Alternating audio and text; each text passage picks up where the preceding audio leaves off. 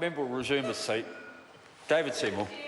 Oh, sorry. Mr. Chair. Eugenie Sage. Thank you, Mr. Chair.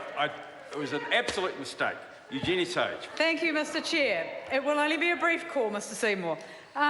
We are very pleased to support this bill. Yes, there certainly have been parliamentary undersecretaries before, but I don't think they've been responsible for such ideological nonsense as we've had with this parliamentary undersecretary and his promotion of charter schools.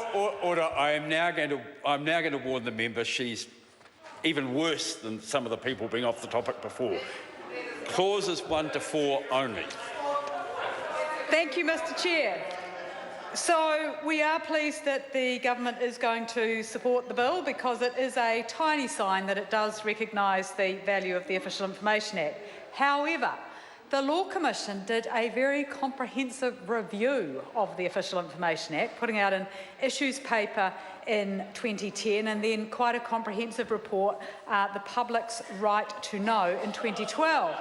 And that recommended a much more extensive review of the legislation, and it's really disappointing that the government hasn't proceeded with that. So we would like to see the Law Commission's report, its recommendations, which are along the lines of some of the changes that Mr. Seymour's SOP, which is out of scope, and we're pleased it's out of scope because it's very poorly drafted, but including the Officers of Parliament with certain exclusions in the Official Information Act, and completely rewriting the Act so that it is very clear.